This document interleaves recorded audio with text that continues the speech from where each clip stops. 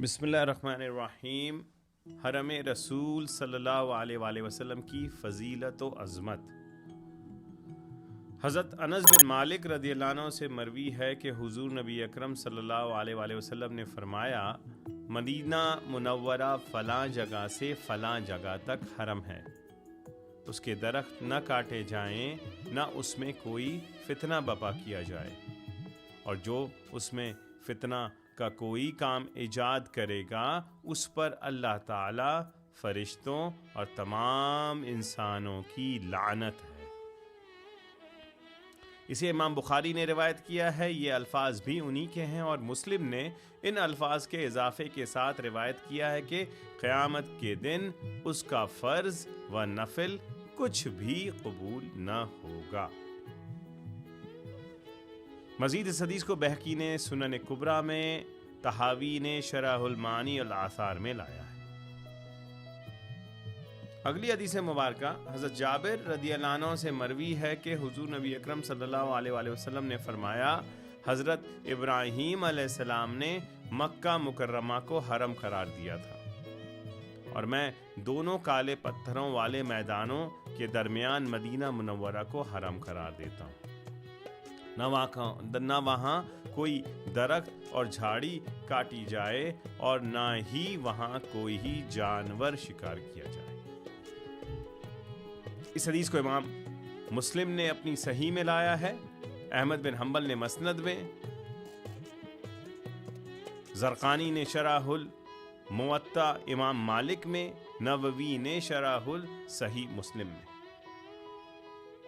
آخری حدیث آج کی حضرت انس رضی اللہ عنہ سے مروی ہے کہ حضور نبی اکرم صلی اللہ علیہ وآلہ وسلم نے دعا فرمائی، اے اللہ مدینہ منورہ میں اس سے دگنا برکت عطا فرما جتنی تو نے مکہ مکرمہ میں رکھی ہے۔ اس حدیث کو بھی امام بخاری، امام مسلم اور منذرین ترغیب و ترہیب میں لایا۔ اب آئیے حدیث سے حاصل ہونے والے نکات مضامین کی طرف چلتے ہیں۔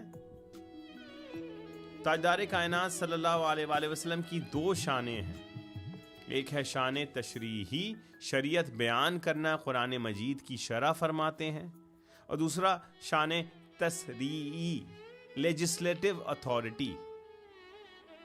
قرآن مجید میں مکہ المکرمہ کی حرمت کا بیان ہے، اور یہ رسول پاک صلی اللہ علیہ وسلم کی شان ہے کہ جو آپ کی زبان اطہر سے نکل گیا وہ شریعت بن جاتا ہے، the Islamic law, the divine revelation۔ لہٰذا حرم مکہ کو جو مقام ہے، وہی مقام جو ہے رسول پاک صلی اللہ علیہ وسلم کی اناؤنسمنٹ سے مدینہ پاک کو عطا ہو گئی۔ مکہ المکرمہ کو یہ اعزاز کعبۃ اللہ کی وجہ سے ملا، اور مدینہ المنورہ کو یہ اعزاز نسبت رسول صلی اللہ علیہ وآلہ وسلم کی وجہ سے ملا ہے۔ اور پھر مزید رسول پاک صلی اللہ علیہ وسلم نے فرمایا کہ جس طرح سے ابراہیم علیہ السلام نے دعا کی تھی، سورہ بقرہ اور سورہ ابراہیم میں یہ دعا ہے مکہ المکرمہ کے لیے، اسی طرح سے رسول پاک صلی اللہ علیہ وسلم نے دعا فرمائی کہ اے الہ العالمین، اسی طرح سے میں مدینہ المنورہ کو جو ہے میں حرم قرار دیتا ہوں، تو اس سے قبول فرما لے۔ اسی طرح سے مدینہ المنورہ کی مد اور سا تولنے والی چیزیں جو تھیں، اس میں بھی برکت کی آقا علیہ السلام نے دعا کی۔ پھر رسول پاک صلی اللہ علیہ وسلم نے مدینہ المنورہ کی حدود بیان کر دی ہے۔ اب جب ہم مزید اس حدیث کی ڈیٹیلز میں جاتے ہیں تو فرمایا کہ فلاں جگہ سے فلاں جگہ تک حرم ہے، تو اس کا مطلب کیا ہے؟ اس کا مطلب ہے کہ حرمت والی جگہ، پروٹیکٹڈ جگہ، مقدس جگہ ہے اس کا۔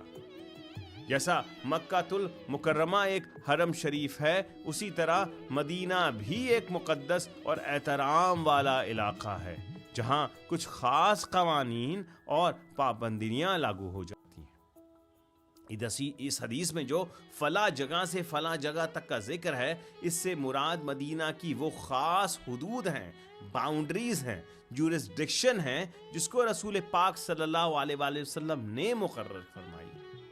اور جنہیں احادیث میں مختلف طریقوں سے بیان کیا گیا۔ دوسری چیز اگلا حصہ حدیث کا فرماتے ہیں کہ اس کے درخت نہ کاٹے جائیں۔ یہ حکم مدینہ کے لیے ماحولیاتی تحفظ، انوائرمنٹل پروٹیکشن اور اس کی خوبصورتی کو برقرار رکھنے کی اہمیت کو اجاگر کر رہا ہے۔ مدینہ کی زمین اور اس میں اگے ہوئے درخت جن کے سائے میں صحابہ کرام نے سکون پایا، جن کے سائے میں تاجدار کائنات صلی اللہ علیہ وسلم نے دین اسلام کی بنیاد رکھی، ان سب کا احترام کرنا ضروری ہے۔ بغیر کسی جائز وجہ کے درختوں کا کاٹنا یا تباہ کرنا سختی سے منع کیا گیا ہے۔ یہ صرف درختوں کی بات نہیں ہے بلکہ پورے مدینے کے ماحول کے صاف ستھرا اور پرامن رکھنے کی طرف اشارہ ہے، جو کہ اگلا حصہ حدیث کا ہے، اور نہ اس میں کوئی فتنہ بپا کیا جائے۔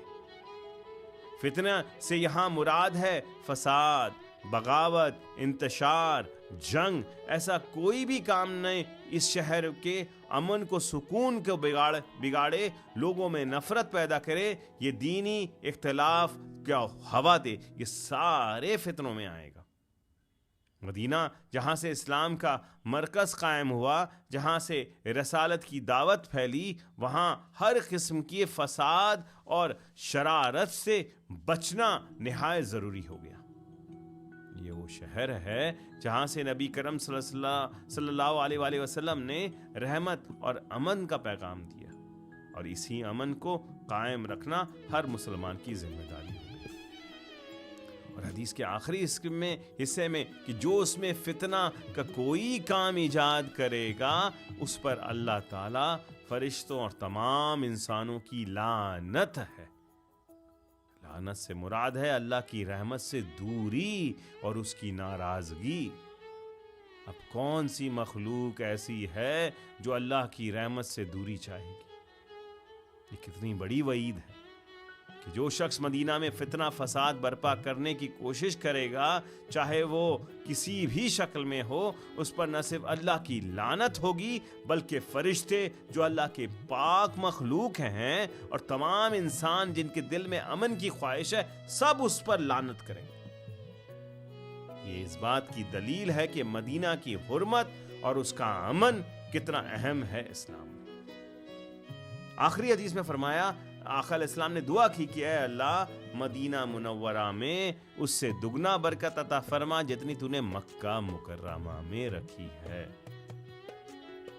لا اقسم بہذا البلد وانت حل بہذا البلد، اے حبیب مکرم، میں قسم کھاتا ہوں اس شہر کی جہاں آپ ہیں۔ اب وہ مکہ شریف میں تھے تو اللہ وہاں کی قسم کھا رہا ہے، اور اگر مدینہ میں ہے تو وہاں کی قسم کھا رہا ہے۔ اللہ رب العزت کی بارگاہ میں دعا ہے کہ اللہ تعالی ہمیں نبی پاک صلی اللہ علیہ وسلم کے مدینہ کی حرمت، اس میں حاضری، اس میں سکونیت، اس کی عزت، اس کے جو ادب ہیں اس کو ملاحظہ رکھنے کی توفیق عطا فرمائے، اور اس میں امن و شانتی قائم رکھنے کی توفیق عطا فرمائے۔ آمین بجاہ سید المرسلین۔